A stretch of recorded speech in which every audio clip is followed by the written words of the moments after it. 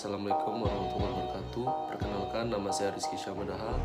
Saya berasal dari kelompok 2 akan membahas tentang permasalahan yang ada di PT Garuda Indonesia. PT Garuda Indonesia adalah maskapai penerbangan terbesar Indonesia yang merupakan salah satu unit dari badan usaha milik negara dan dikelola langsung dan memiliki direksi. Pada 2019 yang lalu, PT Garuda Indonesia Tbk kehilangan direksinya. Menteri BUMN pada saat itu yaitu Erick Thohir memberhentikan Dirut Garuda Indonesia yaitu Ari Askara karena kasus penyeludupan Harley Davidson dan sepeda Brompton dari penerbangan perdana dari Perancis ke Indonesia. Dengan adanya permasalahan ini, kondisi keuangan menjadi sorotan masalah Garuda Indonesia. Laporan keuangan dianggap bermasalah dan menuai polemik. Dari permasalahan ini perlu diketahui harus memiliki diagnosa. Diagnosa adalah merupakan suatu proses dalam menemukan penyebab yang menghambat masalah dalam sebuah organisasi. Nah, dalam diagnosa ada dua, diagnosa kepemimpinan dan diagnosa tata kerja. Dalam pembahasan saya ini saya akan membahas tentang diagnosa dari kepemimpinan. Kepemimpinan ada dua, yaitu kepemimpinan formal maupun informal. Dari diagnosa kepemimpinan ini, yaitu dari formalnya, pada unsur kepemimpinan inilah PT Garuda Indonesia Tbk mendapat hambatan, di mana Direktur Umum PT Garuda Indonesia Tbk tersandung kasus penyelundupan barang ilegal yang diselundupkan dari luar negeri dengan menggunakan salah satu pesawat Garuda Indonesia. Sedangkan diagnosa kepemimpinan dari informal, yaitu terjadinya kasus ini menjadikan banyak keluar pertanyaan bagaimana bisa terjadi seorang petinggi PT Garuda Indonesia Tbk bisa menyelundupkan barang ilegal ke dalam pesawat Garuda Indonesia tanpa terdeteksi dan barang yang diselundupkan tidak terdaftar. Kepemimpinan di tubuh salah satu unit BUMN ini pun banyak dipertanyakan oleh khalayak ramai. Itu adalah salah satu dari diagnosa kepemimpinan, yaitu informal dan formal. Diagnosa tata kerja selanjutnya akan dijelaskan oleh kawan saya Nofrizal. Sekian dari saya, wabillahi taufiq hidayah. Assalamualaikum warahmatullahi wabarakatuh. Perkenalkan, nama saya Nofrizal. Saya dari kelompok 2. Saya akan melanjutkan presentasi dari Rizky Syamadaha. Saya akan menjelaskan tentang diagnosa tata kerja. Di sini saya menjelaskan dua diagnosa tata kerja. Yang pertama informal dan formal. Informal adalah tata kerja merupakan sebuah cara bagaimana seorang atau sebuah organisasi menjalankan organisasinya dengan mengingat apa yang menjadi standar yang telah ditetapkan di awal, serta bagaimana jika dalam sebuah organisasi sebuah pekerjaan dapat terstruktur dan dapat dipertanggungjawabkan nantinya. Permasalahan tata kerja di PT Garuda Indonesia menimpa kasus ini disebabkan karena adanya kejanggalan yang terdapat dalam laporan keuangan Garuda Indonesia pada tahun 2018, di mana di dalam laporan tersebut Garuda Indonesia membukukan laba bersih sebesar 85.000 atau setara 11,33 miliar.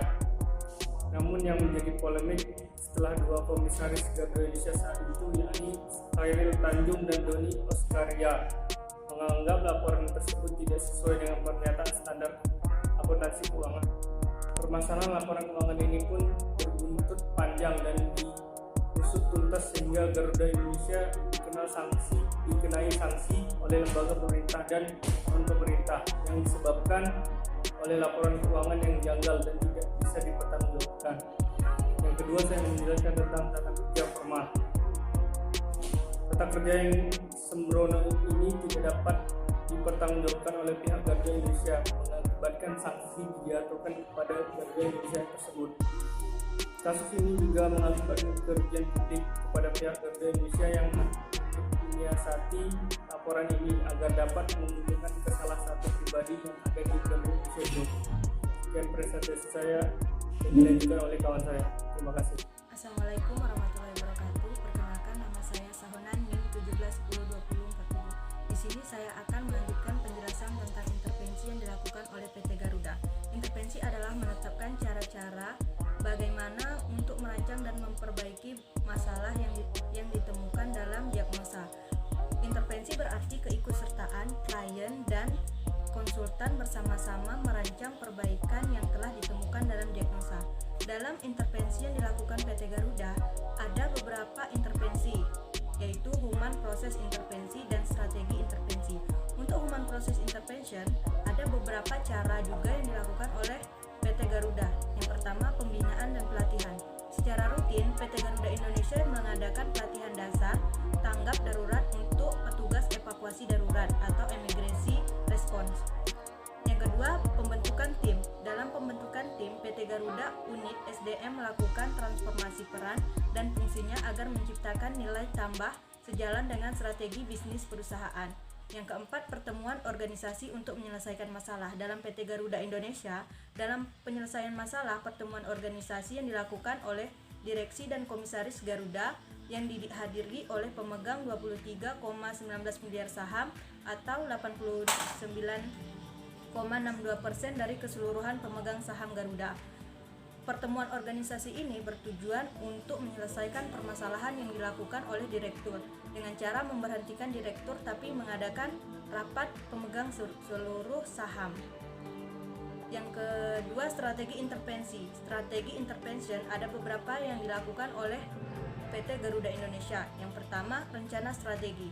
Dalam rangka memperkuat kinerja keuangan dan operasional perusahaan secara berkelanjutan, Garuda Group bersama jajaran anak perusahaan di awal tahun 2018 merencana strategi bisnis jangka panjang bertajuk Garuda Indonesia Group Sky Beyond 3,5 yang akan menjadi Blue Reaper Aviation Group dengan pencapaian target sebesar 3,5 US miliar tahun 2020. Yang kedua, aliansi strategi ekspansi PT Garuda Indonesia Tbk, yaitu kolaborasi internasional dengan SkyTeam Airline LNC.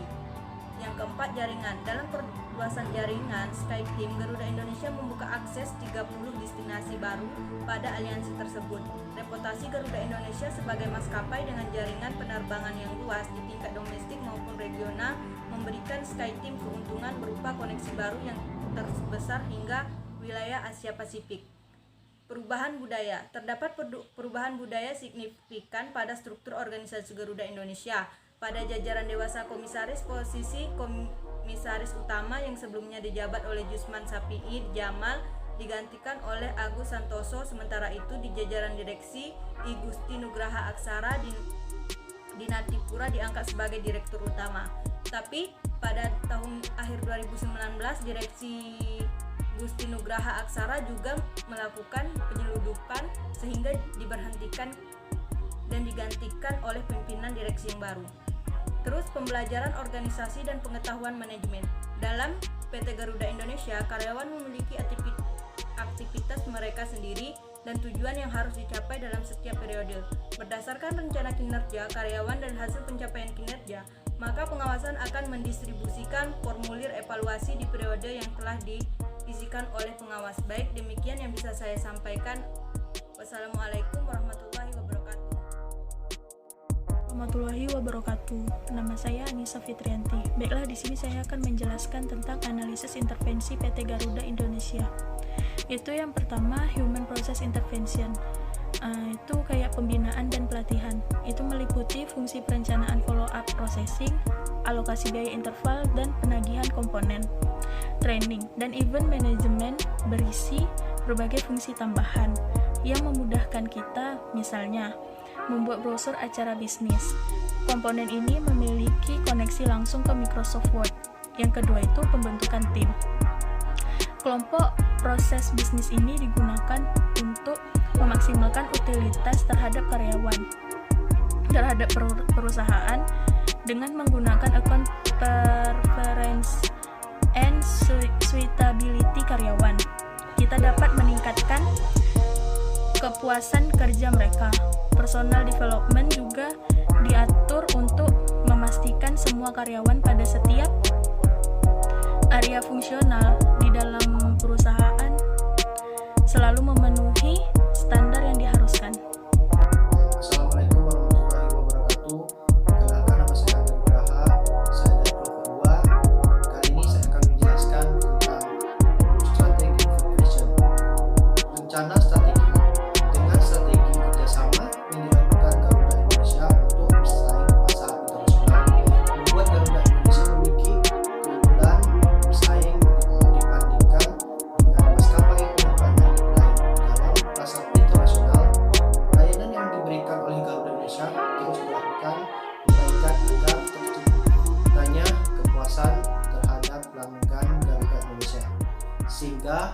pelanggan tetap loyal terhadap maskapai penerbangan Garuda Indonesia. Budaya. Dengan membawa konsep flag partner karir, maskapai PT Garuda Indonesia melakukan berbagai cara untuk mempromosikan budaya Indonesia, karena tujuan dari maskapai PT Garuda Indonesia adalah untuk meningkatkan citra Indonesia baik di mata domestik maupun internasional melalui pelayanan yang prima dan profesional. Kemudian sistem manajemen kinerja. Kelompok proses bisnis ini menangani semua proses HR yang terkait dengan pencatatan dan evaluasi penilaian karyawan.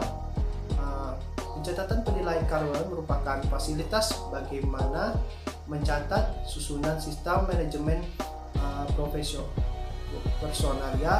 personal management system ke dalam SAP R3. Itu saja yang saya sampaikan. Lebih kurang Assalamualaikum warahmatullahi wabarakatuh. Assalamualaikum warahmatullahi wabarakatuh. Perkenalkan, nama saya Muhammad Sikananda dari kelas IP reguler semester 6 dengan NIM 17102033. Baiklah, di sini saya akan melanjutkan presentasi dari kawan-kawan saya sebelumnya yang mengenai bagaimana manajemen organisasi PT Garuda Indonesia. Saya di sini mengambil kesimpulan bahwa PT Garuda Indonesia dalam perkembangannya melakukan berbagai macam kesalahan. Jadi yang pertama yaitu laporan keuangan yang sangat fatal permasalahannya dan menjadi pusat dunia, serta juga masyarakat yang tidak mempercayainya lagi. Kesalahan yang kedua yaitu tentang keterkaitan di rute PT Garuda Indonesia dengan penyelundupan bahan-bahan ataupun barang-barang ilegal yang masuk di Indonesia tanpa biaya cukai, seperti itu. Dan saran dari kelompok kami, sebaiknya PT Garuda Indonesia